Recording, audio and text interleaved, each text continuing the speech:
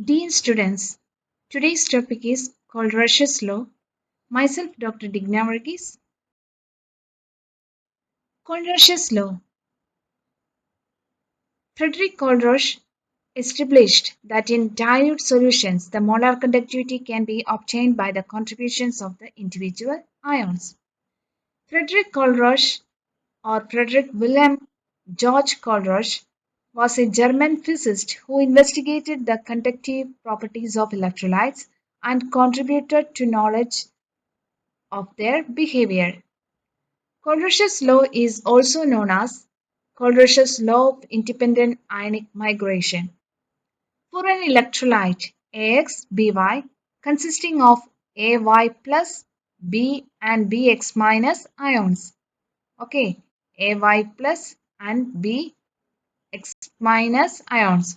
Always for an electrolyte, the first one is a cation and the second part is anionic part. For example, sodium chloride Na plus Cl minus, MgSO4 Mg2 plus SO4 2 minus. So here A Y plus is its oxidation state and B X minus ions. Okay.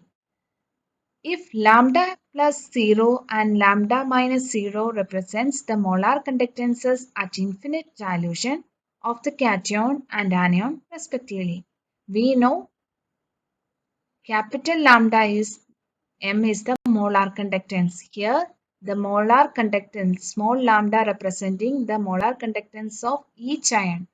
Here lambda plus 0 representing the molar conductance at infinite dilution of the cation. We know the cation has positive charge. And lambda minus 0 represents the molar conductance of at infinite dilution of the anion. Anion has minus charge or negative charge. Here you can see a representation of molar conductance at infinite dilution. Lambda m0 is equal to sum of the charge of the or the molar conductance of the cation at infinite dilution. Here the molar conductance of anion at infinite dilution. So the molar conductance of an electrolyte means the sum of the molar conductance of the cation and anion at infinite dilution. This law is known as Kohlrausch's law of independent ionic migration or simply Kohlrausch's law.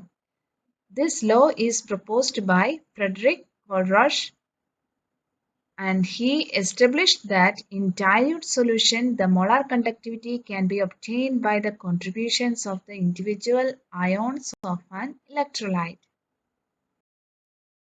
So Kohlrausch's law states that the equivalent conductivity of an electrolyte at infinite dilution is equal to the sum of the conductance of the anions and cations. You can see here lambda m aluminium sulfate. Aluminium sulfate is the electrolyte. Here you can see the AXBY for the general electrolyte term. Here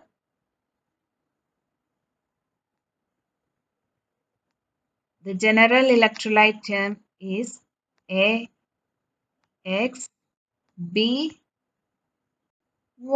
Okay. And we expressed as AY plus BX minus. Okay. Here the same way Al2SO4 thrice Al 3 plus SO4 2 minus. Okay.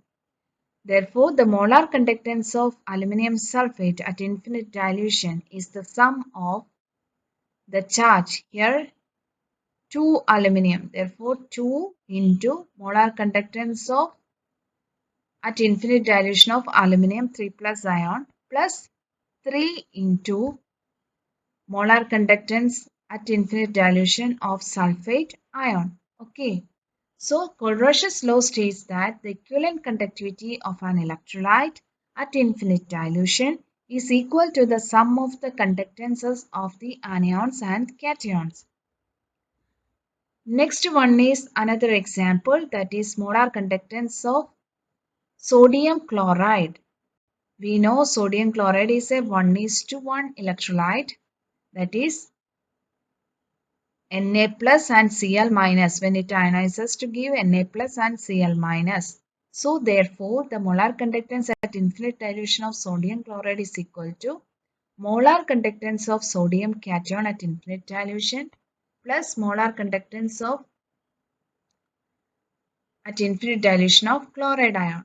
So Kohlrausch's law simply means that the equivalent conductivity of an electrolyte or molar conductivity of an electrolyte at infinite dilution is equal to the sum of the conductance of the anions and cations of the electrolyte.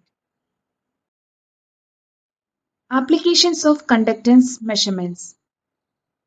Applications of Kohlrausch's law. Here you can see the plot of lambda m versus square root of concentration.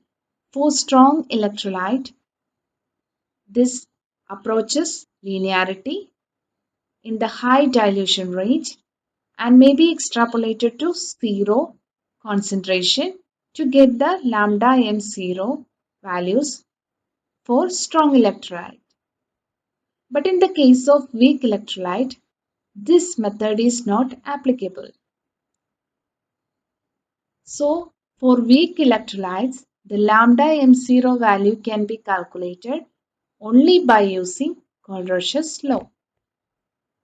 From the lambda m0 values of appropriate strong electrolytes. Okay. So, the first application of Kohlrausch's law is the calculation of molar conductance at infinite dilution for weak electrolytes. Okay. So, we can calculate the molar conductance at infinite dilution for a weak electrolyte by easily using Kohlrausch's law from the lambda m0 values for a appropriate strong electrolyte. Let us consider this lambda m0 value of acetic acid. For acetic acid, molar conductance values of acetic acid, that is CH3COOH, which is a weak electrolyte. Okay. According to Kohlrausch's law, it is the sum of the cations, molar conductance at infinite dilution of cations and anions of the same electrolyte. So lambda m0 of acetic acid is equal to lambda m0 of acetate ion plus lambda m0 of H plus ion. So lambda m0 for acetic acid may be calculated from the known lambda m0 values of the strong electrolyte such as sodium acetate. Okay, HCl, sodium acetate and HCl and NaCl. That can be shown here. First, lambda m0 value of sodium acetate. The hydrogen ion replaced by sodium ion. Okay.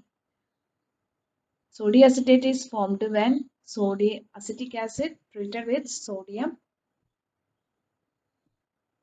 chloride. So it will form sodium acetate and hydrochloric acid. So here you can see sodium acetate is dissociated into sodium acetate ion and Na plus. Okay. So the molar conductance of sodium acetate will be equal to molar conductance at infinite dilution of acetate ion plus molar conductance at infinite dilution of sodium plus. So sodium, here you can see the molar conductance of HCl. So it is the sum of the molar conductance at infinite dilution of H plus and molar conductance at infinite dilution of Cl minus. Next you can see the molar conductance of at infinite dilution of sodium chloride, that is molar conductance at infinite dilution of Na plus plus molar conductance at infinite dilution of Cl minus. We can calculate the molar conductance at infinite dilution of acetic acid, which is a weak electrolyte, by using Kohlrausch's law from the appropriate strong electrolytes like sodium acetate, HCl and NaCl. From these three steps, we can calculate directly the molar conductance at infinite dilution of acetic acid. So, adding the equations 1. First equation is the molar conductance of sodium acetate. Okay, second equation is molar conductance at infinite dilution of HCl. Third equation is molar conductance at infinite dilution of sodium chloride. Okay, so here adding equations 1 plus equation 2 and then subtracting 3. So the next step is 1 equation 1 plus 2, then subtracting 3. Okay.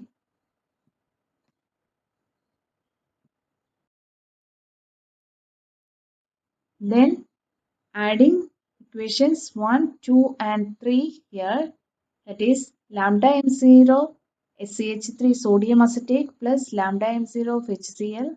Then equation 3, that is subtracting from these two, lambda m0 NaCl is equal to lambda m0 of sodium acetate, acetate ion plus molar conductance at infinite dilution of sodium ion plus lambda m0 of H plus lambda m0 of Cl minus lambda m0 of Na plus minus lambda m0 of Cl minus from equations 1, 2 and 3.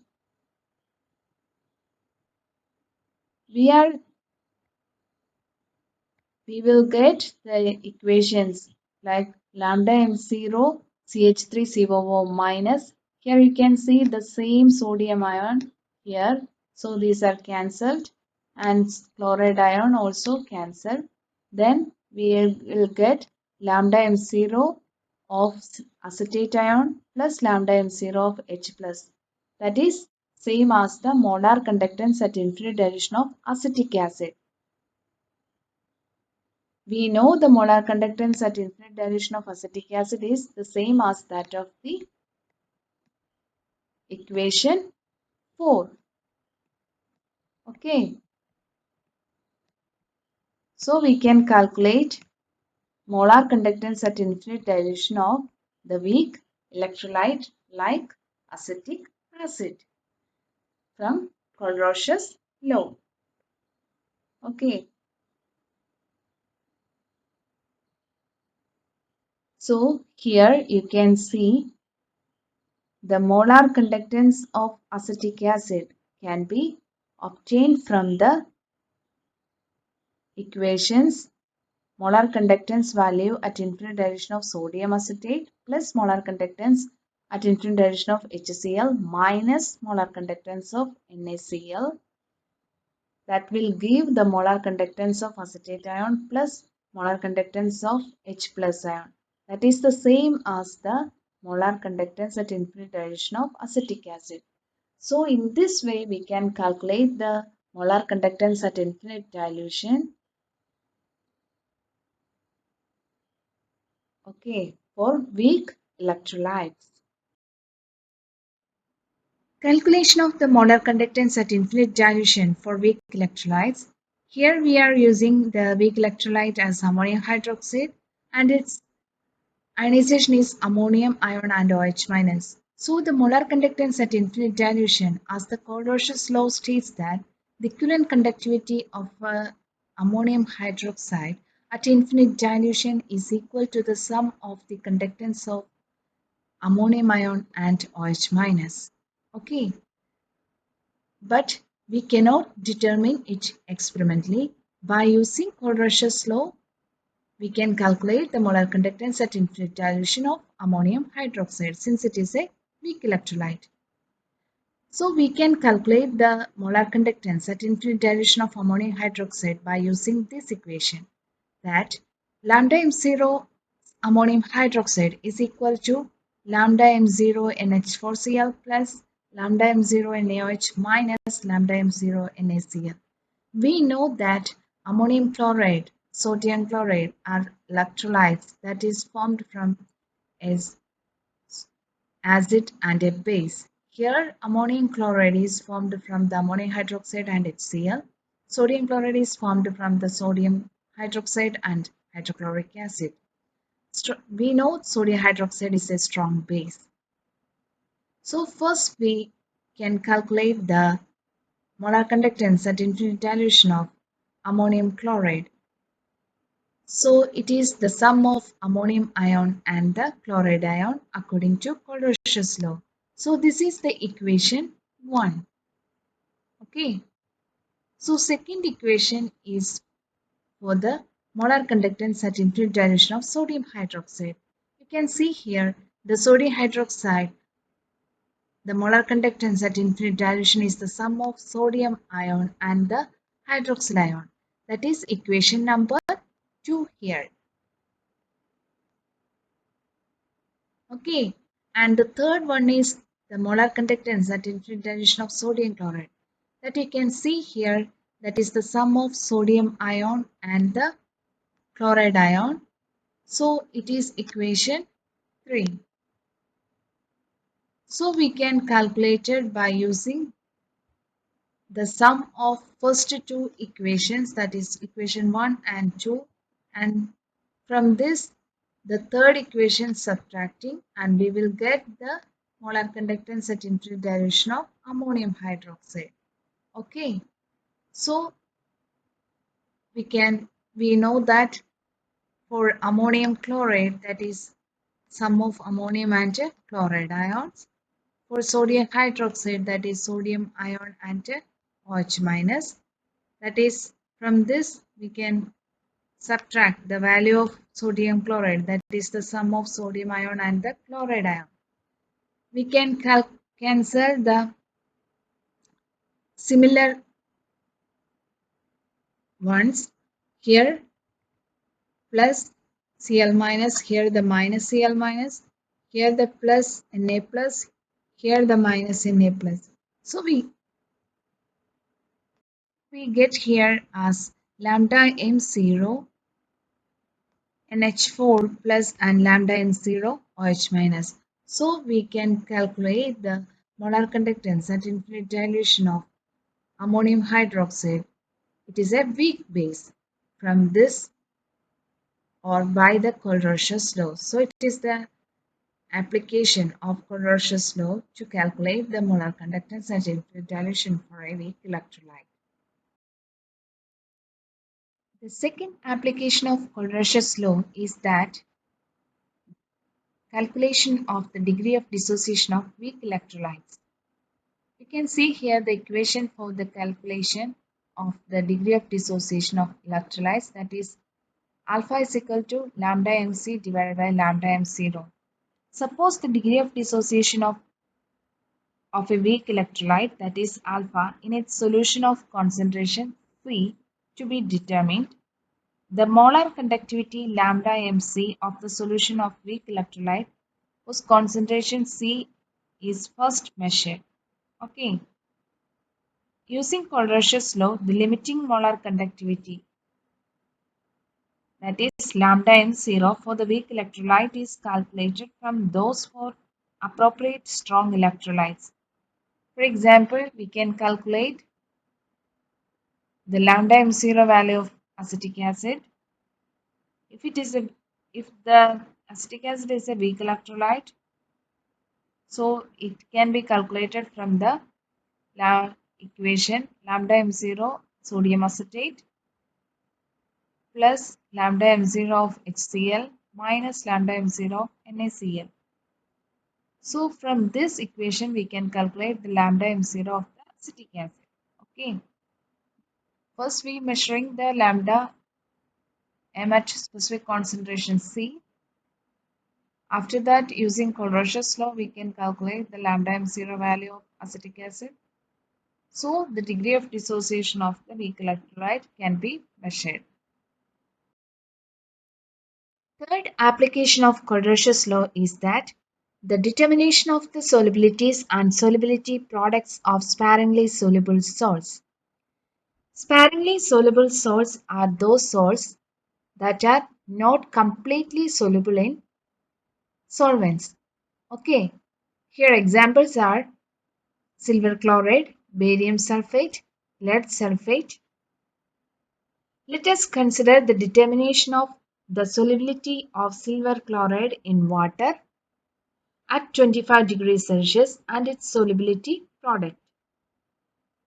Pure silver chloride is stirred with conductivity water, warmed and cooled to 25 degrees Celsius. Okay, when pure silver chloride is stirred with water, warmed and cooled to 25 degrees Celsius. The conductance G of this saturated solution is measured and its conductivity K can be calculated. Here the conductivity K is equal to G into G star. K is the conductivity, G is the conductance of the saturated solution of silver chloride in conductivity water that is measured and its value is G. G star is the cell constant that is L by A.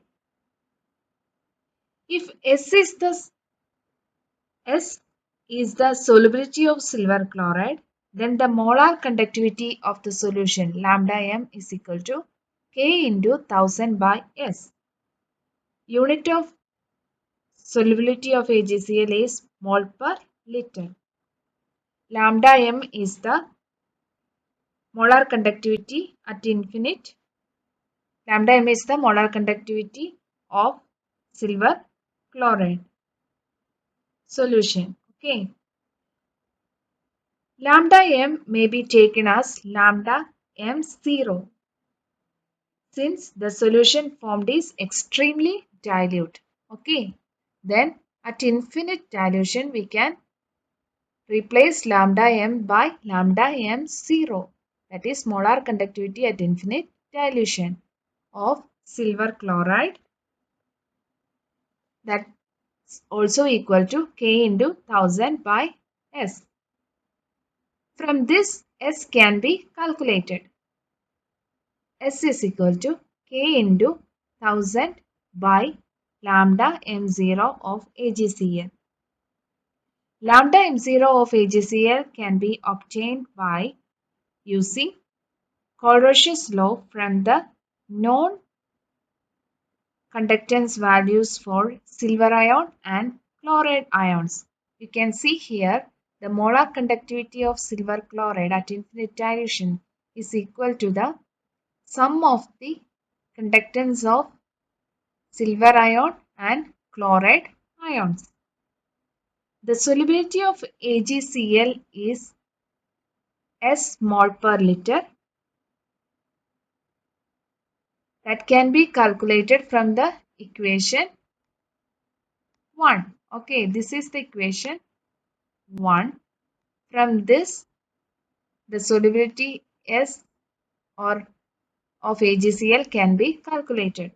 We know the molar mass of AgCl, that is, molecular mass of AgCl is 143.5.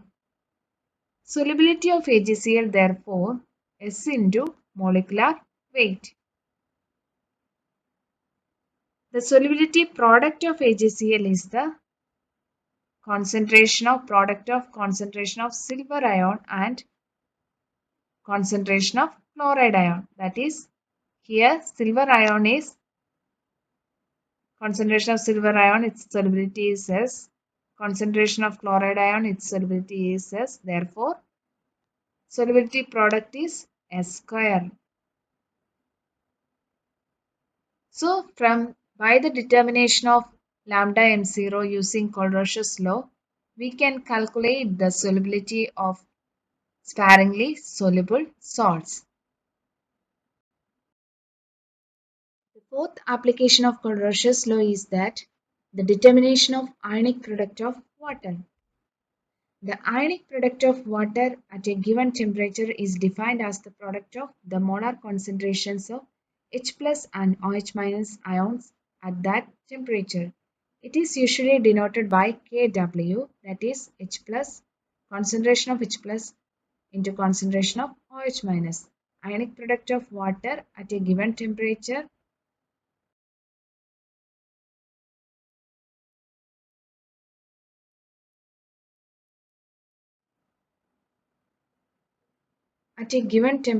is defined as the product of the molar concentration of H plus and molar concentration of hydroxyl ions. Kw is a constant at a constant temperature and can be determined from the conductance measurements. Okay, the measured conductance of ionic conductance of H plus ions is 349.8 ohm inverse centimeter square, and the measured conductance of OH minus ion is 198.5 ohm inverse centimeter square. We know the ionic molar conductance at infinite dilution of water from Kohlrausch's law. It is the sum of the molar concentrations of at infinite dilution of H plus ion and OH minus ions. That is given here, del lambda m0 H2O is equal to lambda m0 of H plus and lambda m0 of OH minus ions. This is obtained from the Kohlrausch's law. So we can say that 349.8 plus 198.5, that is equal to 548.3 ohm inverse centimeter square. So the measured ionic conductance or conductivity of the pure water by Kohlrausch's law, that is 548.3. But experimentally measured conductivity of pure water is K is equal to 5.54 into 10 raised to minus 8 ohm inverse centimeter square. Centimeter inverse. Okay. As water dissociates only very slightly, that is as a very dilute solution of H plus and OH minus ions, the relationship can be taken as V is equal to lambda m0 into concentration of H2O by K. At a very dilute solution, we can say that the molar conductivity of water at infinite dilution is equal to K into V. K is the conductance into V. V is the volume of the solution in centimeter cube that contain 1 mole of H plus ions and 1 mole of OH minus ions. Okay.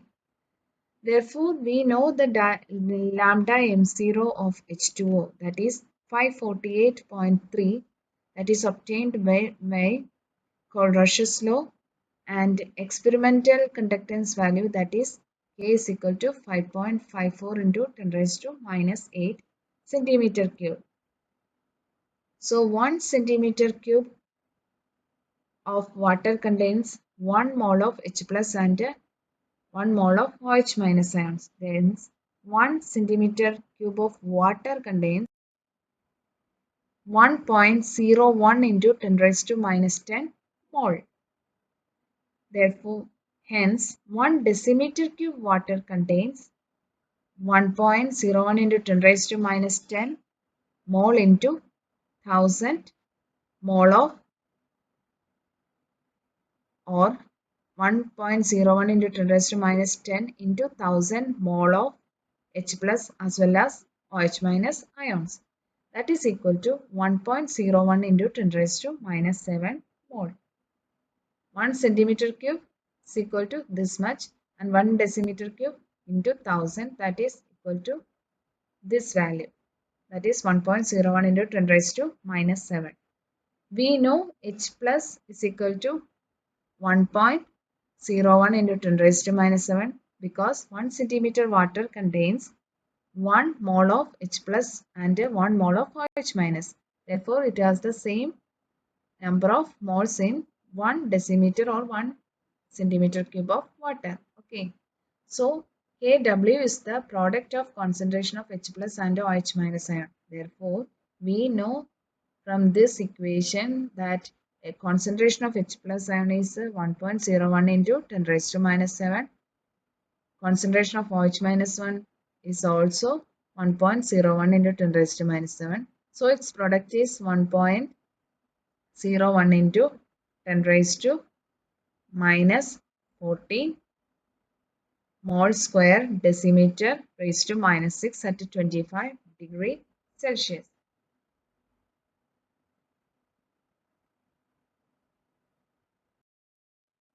Thank you.